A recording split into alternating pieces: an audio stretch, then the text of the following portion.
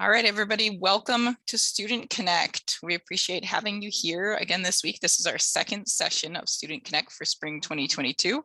My name is Amber Lewis. I am a Lead for Minnesota Fellow serving North Span as their Welcoming Community Program Coordinator, and I get the honor of hosting the Student Connect sessions for the spring 2022 session. Today's topic, as you all know, is community involvement and social impact. And first, we're going to review our agenda. So we'll begin with some introductions. We'll take about 10 minutes to look at some average wage data across the Northland, to give you a little bit of idea of the landscape of the wages that employers are posting and candidates are looking for within our region. We'll take a few minutes just to define community involvement and social impact, and then we'll have our presentation by Liz Pawlik from Head of the Lakes United Way, followed by a Q&A session. You'll be able to ask her any questions that you have. And then just a few minutes at the end to kind of brainstorm and think about different community involvement activities, volunteer activities that you might be interested in pursuing. So that's what our agenda looks like for the day. As you know, we are in Zoom here today. I know some of you are in locations where you cannot turn your camera on, and that's fine. But if you are able to turn your camera on, it really makes the experience more interactive for us to be able to get to know one another and to kind of begin to build out that network. You have full control over your video and your microphone. The chat there is on the bottom. If you need to put anything in the chat, we'll be checking that throughout the meeting. All right, student introductions, AKA elevator pitch practice. So last Student Connect session, as you know, we practiced our elevator pitch. We practiced crafting that and then giving it to one another. So for our student introductions today, I would love for you to kind of think back to what that was, maybe pull up whatever document you were working on, maybe that you had written that down on, and let's practice those elevator pitches. So I'm gonna unshare my screen. If you can turn your camera on while you're giving your elevator pitch, that would be amazing. And if you can't, we completely understand. Liz, just go ahead and tell us your name and maybe your organization. We'll introduce you a little bit more later, but we'd love to hear from you here at the beginning. Hi, I'm Liz Pawlik. I use she, her pronouns, and I'm the community engagement coordinator at Head of the Lakes United Way. Looking forward to talking to you about volunteerism today. Great. We're so glad to have you here, Liz. All right, so let's look at some of that regional data. I'm going to share this so you can see it. All right. And hopefully everybody can see that now. So one of the things that North Forest does is they collect data from across the Northland region on basically where these different industries are at, what candidates are looking for, what employers are looking for. And so we're going to show you a little bit of this data today. We have data on basically any industry within the Northland. So I had to narrow it down. I looked at kind of what some of the students that are participating in this program, what your majors are. So hopefully there'll be something of interest here to you. And if there's any data that is not here that you would be interested in from a different industry, definitely reach out to us and let us know, and we can easily pull up that data and let you know what it looks like. So like I said, one of the things that North First does is collect this data. And this is our industry by industry breakdown of the average wages. So like I said, this top part here in yellow is what is expected by candidates. So that's what candidates are putting into the North Forest system when they go in there. And this part in orange on the bottom is what has been posted by employers. This is what, when employers are posting a job, this is the information that they're posting. So as you can see, that average minimum hourly wage expected by candidates is $20 an hour. Whereas the average minimum hourly wage posted by employers is $20 an hour. So there's some good connect there. That's great. You can see as we move down here, there becomes some discrepancies. Average maximum hourly wage is $47 an hour. So candidates are wanting to make more. whereas the maximum hourly wage posted by employers is only $27 an hour. So there's a little bit of a break there. And then minimum salary, $42,000 for candidates that they're expecting, whereas it's $41,000 posted by employers. And then maximum salary expected by candidates, $98,000, whereas that maximum salary being posted by employers is only $56,000. And so this really shows just both sides of the story. And the actual wages are probably somewhere in between some of those numbers, because there's some negotiations that happen between employers and candidates.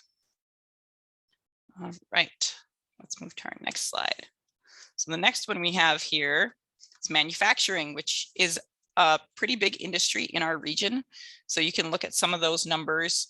Candidates are looking for $28 an hour as that minimum wage, whereas the actual wage posted by employers is only around 16. So you can see, let's see, we can jump to the minimum salary, $58,000 expected by candidates, whereas only $33,000 is being posted by employers. So just interesting to see some of this data and where it lines up between candidates. There we go. We'll jump to our next slide here. Nope.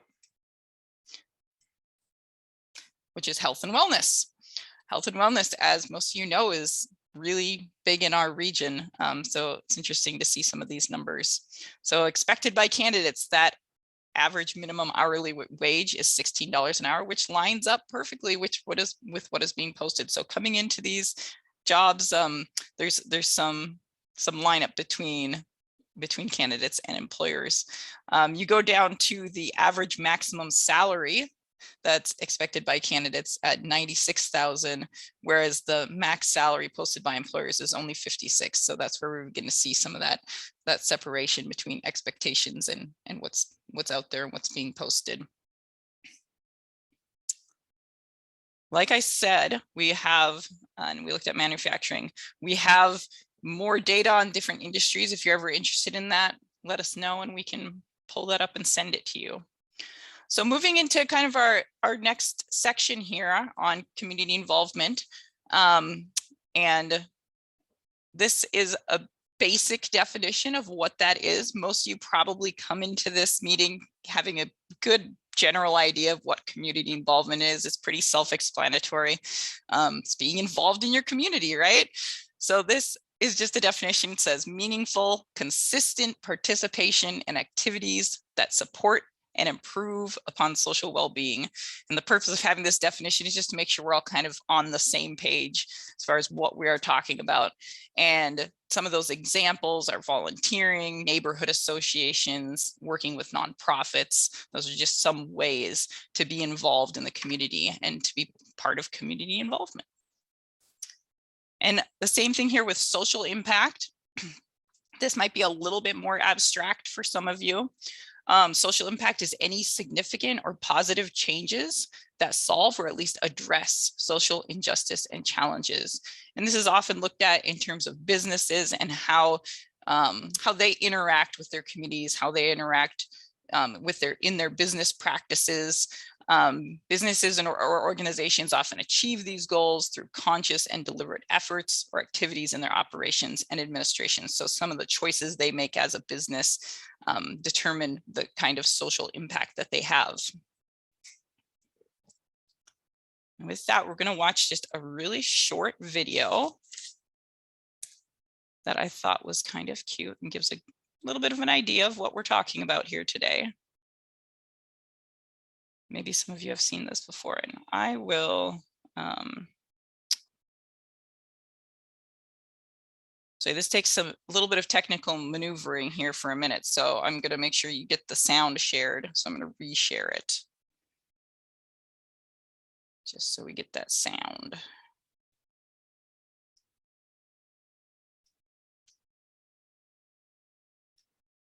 And Liz, if you would be so kind as to let me know when this starts playing, if there is no sound.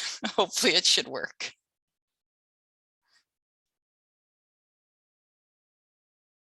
Can you see the screen right now? Yeah, okay, perfect.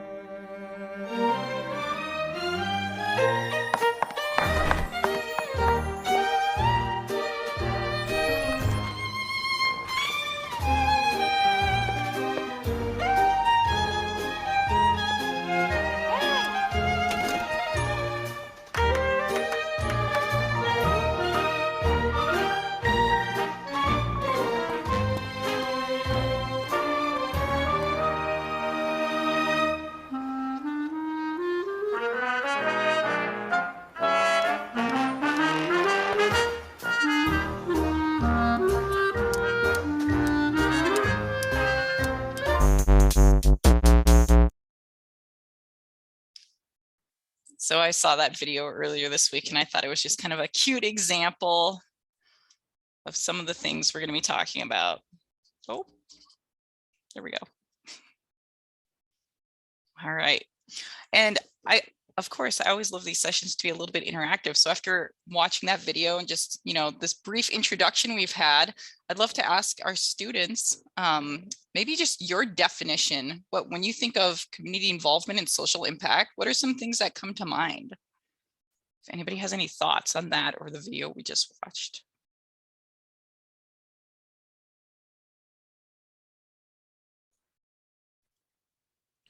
For me, I feel very big on social impact.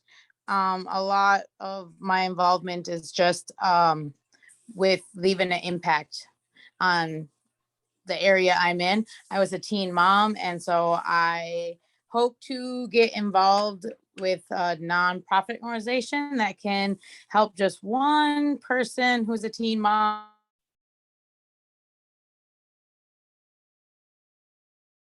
to provide. So I think social impact is really leaving a legacy in the area that you're working in. Thank you for sharing that, Jennifer. I love that, leaving a legacy. Wonderful. Anybody else have any thoughts they'd like to share before we move into our presentation? Sure. So for me, I've been trying for the past year to try to find different ways to integrate myself into our community and do what I can to help somebody else. I came from a very impoverished background. I moved out of the house at 15. And so I want people to have better than what I had. And so trying to find ways to tap into the community has been really difficult. And I found that unless you know people who are doing things, it's really hard to get in, and it's really hard to find areas to tap into. I just learned about a program in Duluth Superior called Mentor North. They've been around forever, and I just found out about it 2 weeks ago. So I'm applying to become a mentor through Mentor North, but I am still actively looking for things because I don't know what all is out there. So I think education is a part of it, like knowing how to help, knowing where to help, and getting the boots on the ground. Yes, thank you for sharing that, I appreciate that. I think that connecting people and resources, like there's so many things going on in our community. Sometimes it is hard to find out where to connect or even what's going on. I appreciate that you sharing that. Anybody else have thoughts they'd like to share before we move to our presentation?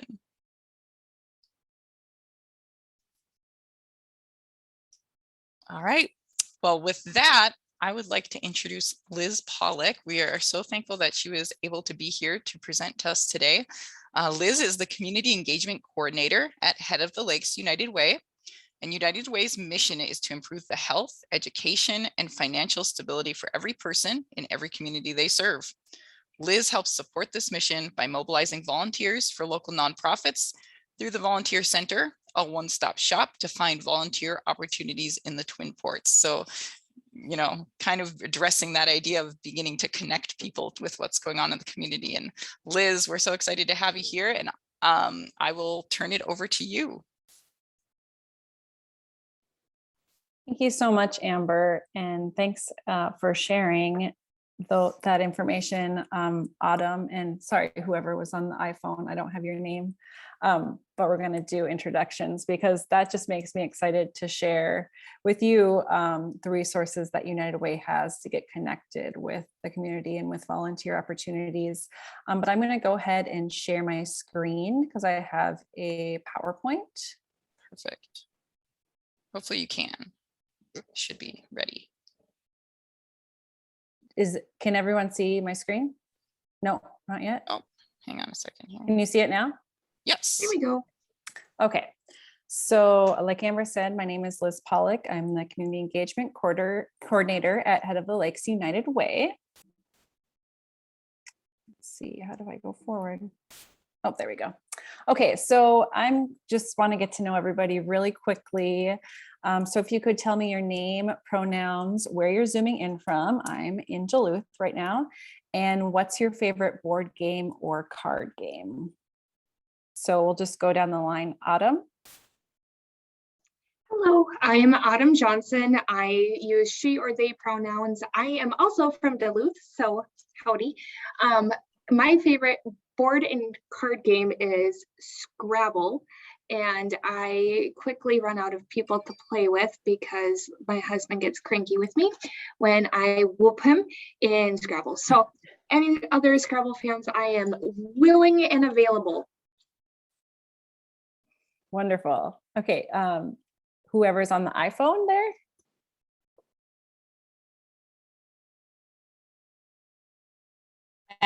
Oh, there we go. I'm unmuted. My name is Jennifer, and I use she and her pronouns, still learning the pronoun thing. I'm zooming in from Superior over in Wisconsin, and my favorite board game probably is Battleship. Awesome. Thank you. Thank Okay, you. Brooke. Hi, I'm Brooke. I use she, her pronouns, and I am from the Grand Rapids area. And I would say my favorite card game is probably Gin Rummy. Nice. Also, I come from a card game family, so that's exciting. Cameron. My name's Cameron. He, him, I think. Sorry, I'm not a he, I don't know. Yeah, you got it. And then I'm zooming in from Grand Rapids, and my favorite, I'm a big chess guy. I like chess. Awesome. Sorry, you have your video on. I can't see your name with the trees. Me? Yes. All right. Well, Hi, you can you can have your video on. I just for some reason couldn't see your name when the video was on. I would like everyone to have their video on if they could. All right. My name is Brock Stram. I use he, him pronouns. I'm zooming in from Grand Rapids, and I'll have to say my favorite board game / card game would be Cribbage. Awesome. Love that one too. All of these I just want to play now. Okay, Cameron. I think that's who I have left.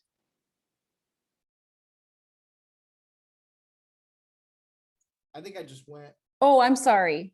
Who was the last one? With the other trees in the background.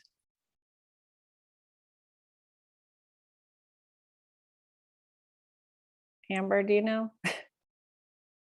I think it's William. Is it William? I don't. I'm having trouble seeing everything on my screen as well with the recording. So let me see here. Oh, okay. William, That's is it fine. you If he or? Oh, I he think he's must be having some having some problems with technical. his. Yeah. Hey, sorry about that. I tried to start my camera and my Zoom froze. Oh, no worries. So my name is William Munter. I use him and he, and I'm from Warburn, Minnesota, half an hour outside of Grand Rapids about. And I love so many card games like spades or hearts, and just cards in general are so versatile. Mhm. Many ways to have fun with them. Awesome. Thanks everybody for sharing. Amber, did you want to go? Yeah. Amber Lewis, I use she, her pronouns. My favorite board game is probably Ticket to Ride. I really like that one. I don't know if anybody else has played it. Nice. I'm Liz Pawlik, she, her.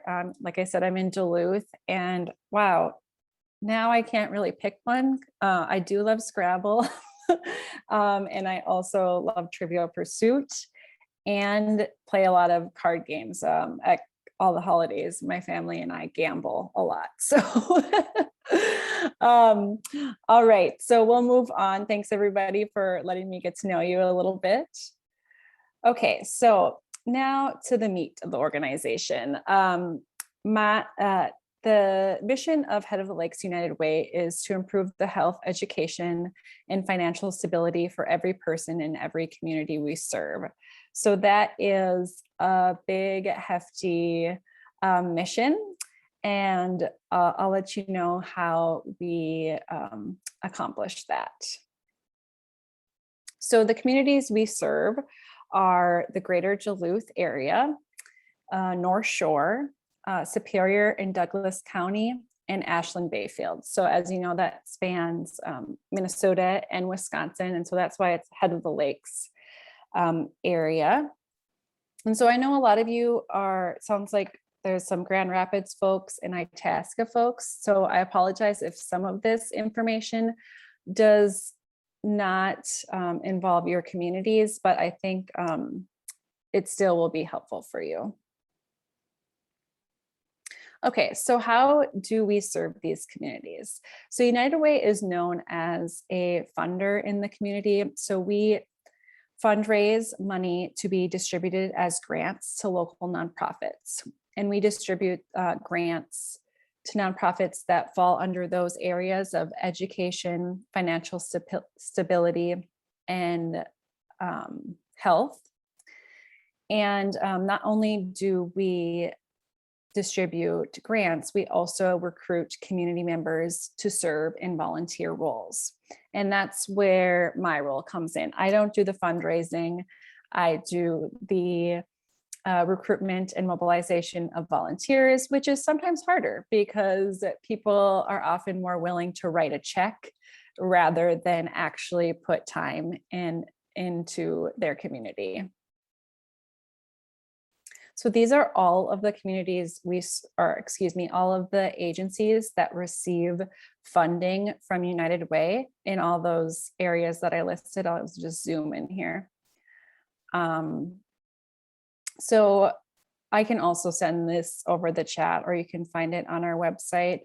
As you can see, if you're looking to tap in anywhere, these are this is a good comprehensive list of nonprofits in the Head of the Lakes area.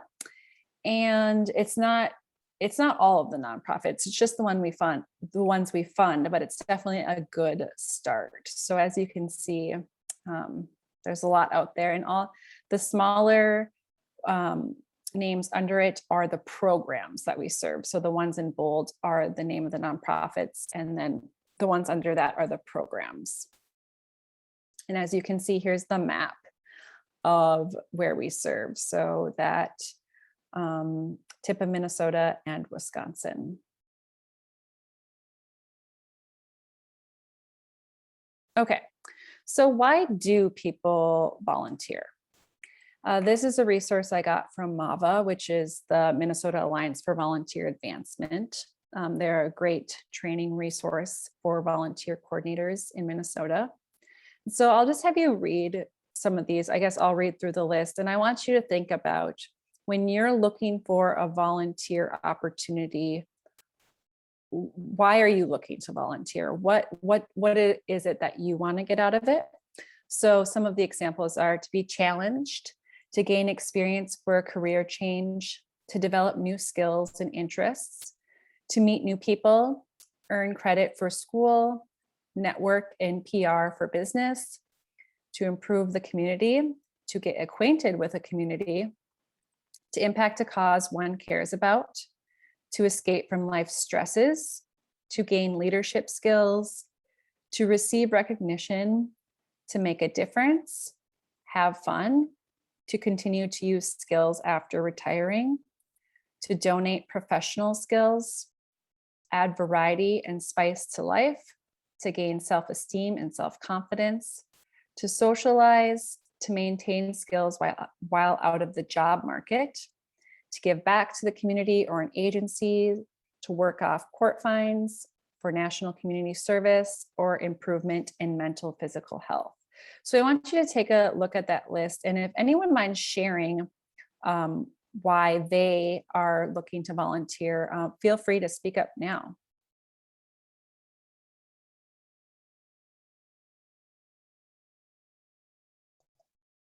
Hi there, Autumn Johnson again. I really want to make a difference and, meet new people / network. But I want to do what I can to make a difference primarily. Awesome. That's so exciting to hear, Autumn, that you signed up to be a mentor through Mentor North. I've also been a mentor through that program, and they have an ongoing wait list of kids that are waiting to be connected with a caring adult in the community. So it's a big need, and you're helping to fulfill that. So you're definitely going in the right direction. Thanks. Yeah, I just had my first interview, and for those of you who don't know, their onboarding process is a few months long for the safety of the kids that you're going to be working with. So super cool. Yeah, so it's definitely a commitment. But yeah, they're doing their due diligence to make sure that they're connecting safe adults with kids. So that's great. Anyone else want to share why they're looking to volunteer? Brock Stram here. I would have to say definitely to improve the quality of the community. That's my main factor of volunteering. I've cleaned the community gardens here in Grand Rapids at the nursing homes, and it's just definitely fun to see the elderly people and their smiles on their faces as the flowers are coming in. Awesome. I love that. Yeah, it's good to find something that you're passionate about. So if that's gardening and contribute that to the community, because just having a passionate person in a volunteer role makes all the difference. A lot of times you don't want someone there that's just doing it to do it. They want to share their passion. So that's great. Anybody else? I would just add, looking at this list, I think there's so many, have fun. I volunteered before, just like, oh, I'm bored, I should go do something. Make a difference, definitely. Socialize, kind of improving those work skills. So definitely a couple of reasons that I've had in the past. Yeah. And I loved what Jennifer had to say about leaving a legacy in her community, and especially a cause that one is close to her, of being a teen mother. There's a program in Duluth called the Young Mothers Program, I believe it's called. It's through the YWCA. So Jennifer, that might be a organization that you would be interested in checking out and lending a hand. So I love those connections. It takes my phone a second to unmute. It's being That's okay. I will definitely write that down. I didn't see it on your list, but there is, I come from a really, real hard background. And so I know that there is a shelter in Duluth for mothers and children. It's ran by a church organization, or it's affiliated with being like Christian based, that I was going to look into, but I will actually look into the other one as well, because just again, and I got it from Oprah. I watch a lot of motivational videos when I'm at work. I do housekeeping. I got a lot of time to listen. And Oprah is the one that inspired me to leave a legacy behind, because she is really big on change. So I will definitely look into that organization that you mentioned, though, because I would love to just be able to help one young mother who might not have the family support, who might not think that they can do it. I graduated high school and now I'm in college, a little late in life, but I want to just help one person in my lifetime. So I'll definitely look into that. Thank you. That's wonderful. Yeah. And at the end of this, if anyone wants to, because I don't know if I'll remember to email all these things, but if anyone wants to reach out to me and you have a specific type of organization that you're looking to get involved in, you can email me that question and I'll connect you with what I think might be a good fit for you. So Jennifer, if you want to shoot me an email after this, I'll leave my contact information, but that would be great. I can help you get connected. Thank you. I'd appreciate that. Mm-hmm. Okay. Any other comments on why people volunteer or why you're looking to volunteer? All right, I'm going to move on. Okay, so types of volunteer opportunities. So this is just a general, I'm going to actually go and look at different types of volunteer opportunities with you, but this is just to discuss, I guess, time commitment. So there's long-term or short-term, one-time project, or a skills-based opportunity. So long-term would be a consistent volunteer opportunity. For example, I go and stock the food on the food shelf every Wednesday. And you people might be doing that every Wednesday. And so that's a consistent long-term opportunity. Then there's short-term where it's still consistent, but let's say it's just for a semester. So you might have a semester in school where you have some extra free time, or you have a volunteering requirement. And you say, you know, for this 5 months, every Wednesday, I'm going to go tutor a kid in math at an after school program. So that is still consistent, but it's more short term.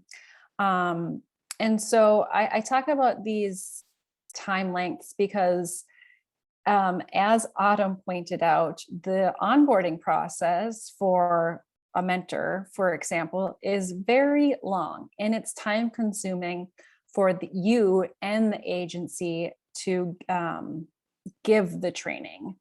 So you're going to make the greatest impact if you pick a consistent role and you respect the nonprofit's time, knowing that it takes a lot of time for them to train you to do this role properly. So that's just something I want you to keep in mind. But I also don't want that to deter you from finding a volunteer opportunity. Let's say you do not have, you know, the time in your schedule to be consistent about that. There are still other ways to give back. And that's when those one-time projects or events come in. A lot of nonprofits have those one-time events throughout the year that they're looking for volunteers. United Way has a really big one where you can get involved, and that's called Day of Caring. And so what I do is I request from our agencies that we work with one-time projects that can be done where volunteer groups can come and volunteer. So an example might be, you know, there's a nonprofit agency that really needs a wall painted or a room painted. that's just a one-time thing that they need done. And that's a, a project that they're gonna might put up for Day of Caring. And this doesn't just have to be Day of Caring. I'm just speaking from a United Way lens, and that's something that we have, but you can probably find these opportunities on other days besides Day of Caring. And I'm trying to think of something else, or yeah, even a gardening project. Let's just say a nonprofit needs a day of weeding, that might be something that they need help with. Or let's say a food shelf gets a really big shipment in, or a big donation in, and they need more hands on deck that day. So one of those one-time things that still make a difference in the community, but aren't those consistent things. But just when you're picking opportunities, just something to be aware of is the time commitment. And if you say you're going to commit yourself to this period of time, then you commit yourself to that, because nonprofits take a lot of time to train volunteers, like I said. Okay, and lastly, I want to speak to skills-based volunteering. So let's say you're a graphic designer, or you're a carpenter, and you really want to donate these skills to a nonprofit. Sometimes you might not find those opportunities listed, because those are very specific. However, if there's an organization that you are passionate about, or you want to give back to, do not hesitate to reach out to that organization and say, hey, I have a carpenter. I'm a carpenter. I have these skills I want to give. Is there a project that I could do for you? Or I'm a graphic designer. Do you need any help making a poster for an event coming up, or things like that? So really think about the skills that you have and what you want to share. And the skills-based one could fall under all of those categories of either long-term or just a one-time thing. Okay, so now we're going to move on to the next slide. Okay, so now comes how to find these volunteer opportunities. So as Amber pointed out in the beginning, United Way has a volunteer center, and we strive to be the one-stop shop for volunteer opportunities in our area. And this is where, if you're not in the Duluth Superior area, this website might not be as helpful for you, because it's for volunteer opportunities in this area. However, I am going to go to another United Way's website and search for opportunities with you, because that might be helpful as well. So right now we're focusing on the Duluth Superior area.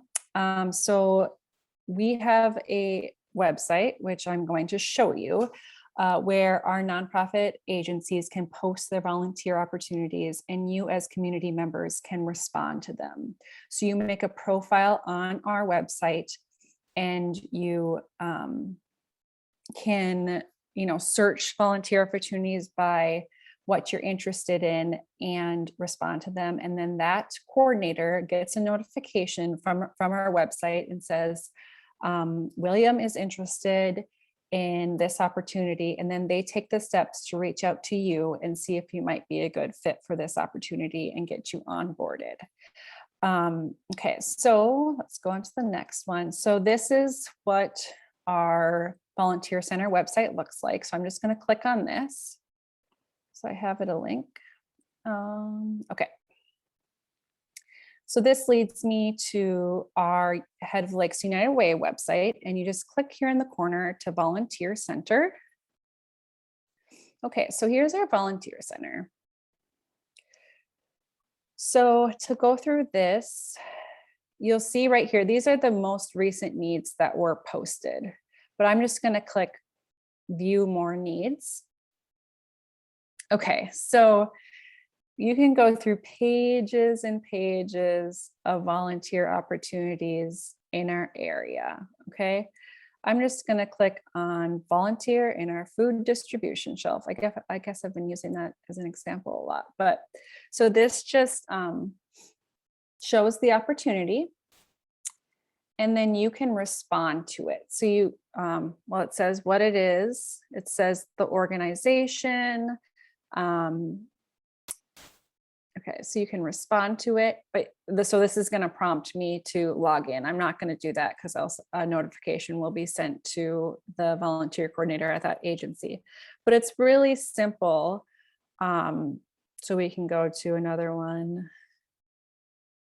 And this, so you might also find on this website, not just volunteer opportunities, but clothing drives. So you see Lifehouse here.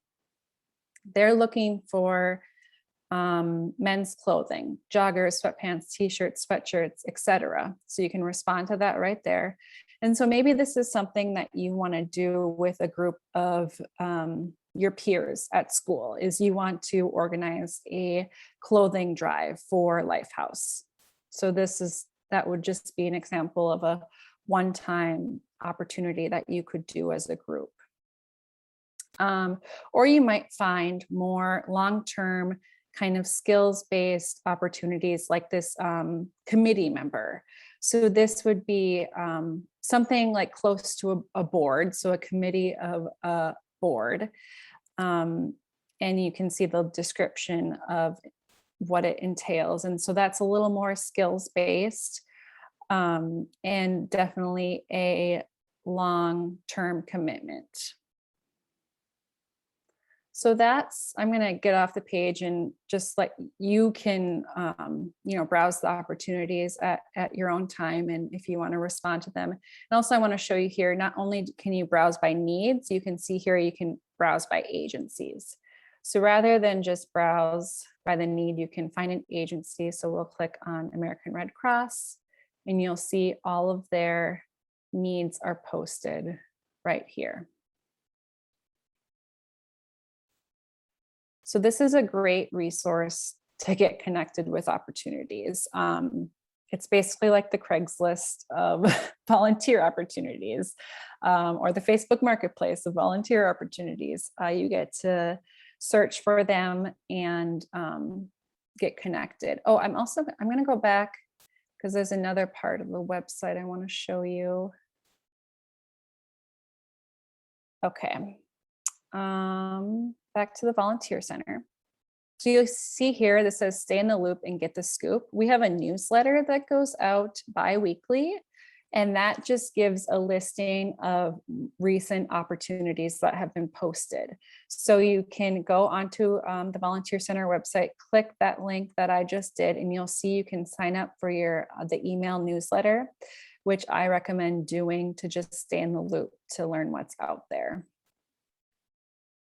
So that was just, I clicked on that ice cream scoop.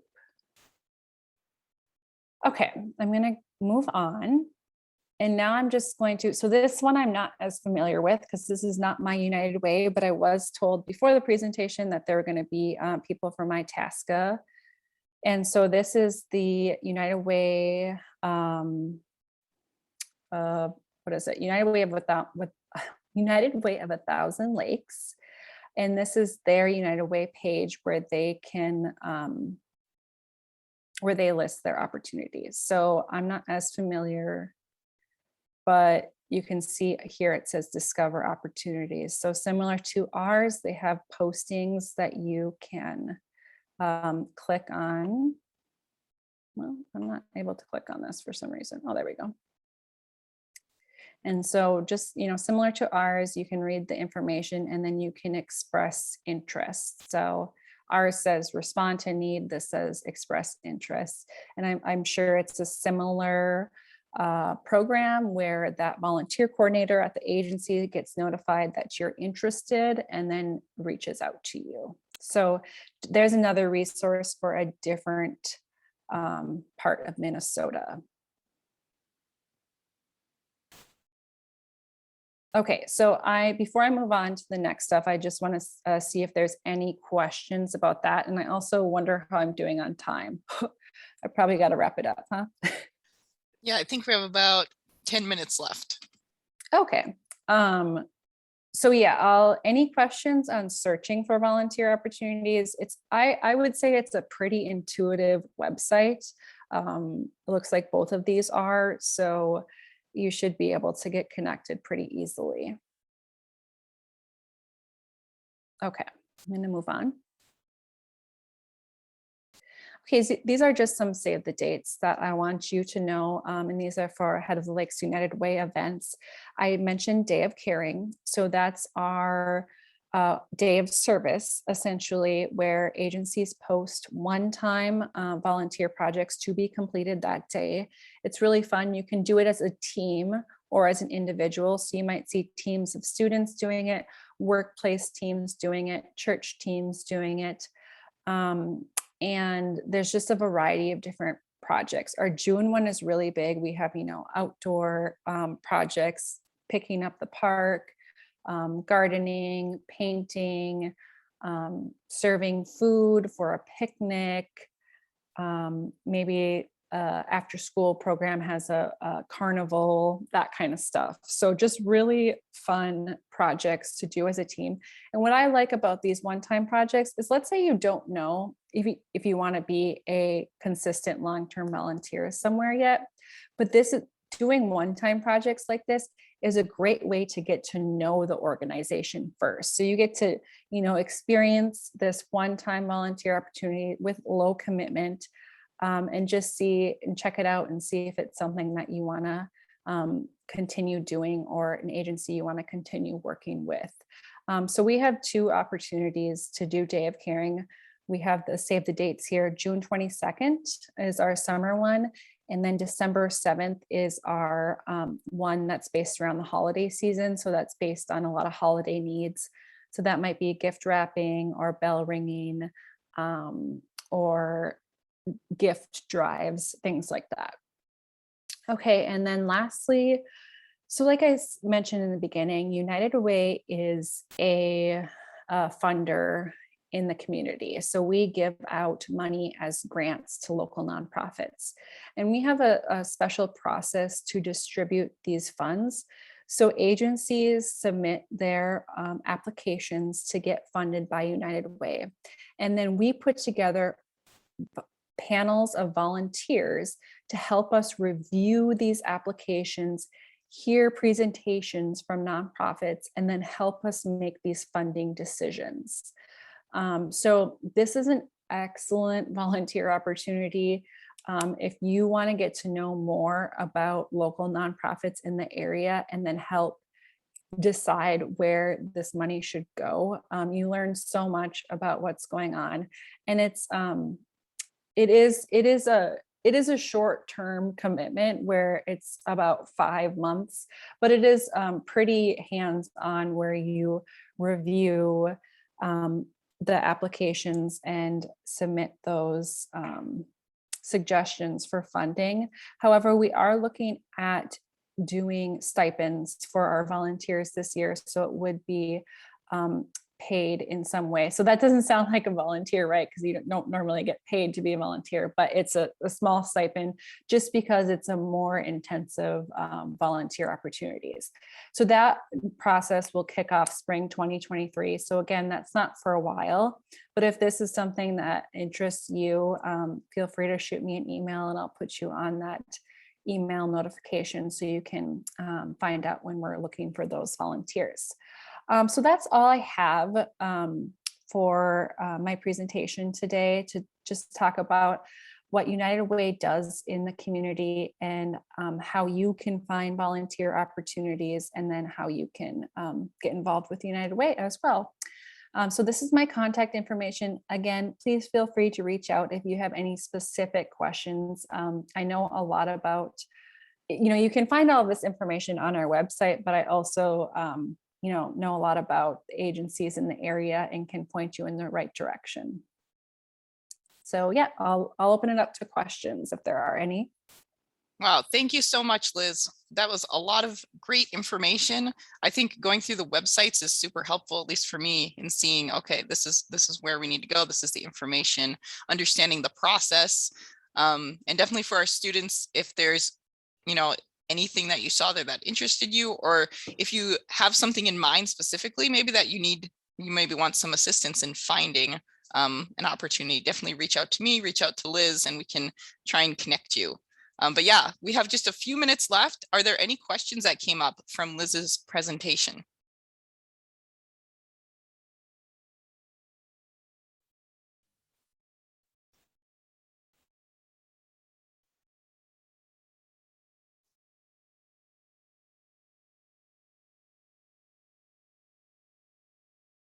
And if not, that's okay too. I think, Liz, you did a great job of covering all that information really well. And I do appreciate, I don't have any questions, but I will be reaching out by email, just to, find an opportunity to volunteer, and also maybe even about the spring panel. I like to know what nonprofits we have. I'm taking 2 nonprofit courses during my time at Northwest Technical College. So I like to be a little more involved with the nonprofit. So I will email her. I don't have no questions at the moment, but I did appreciate the presentation. Thank Yeah, you so much. No problem. definitely. Thank you for sharing that, Jennifer. And that kind of leads into my last, I had just a closing question. We only have a minute left, but if there's anybody that would like to share either an experience of a time when you have volunteered in the past and maybe why that was meaningful to you, or some opportunities after listening to Liz's presentation that maybe you're thinking about. So Jennifer just shared a little bit. Anybody have any other thoughts on that?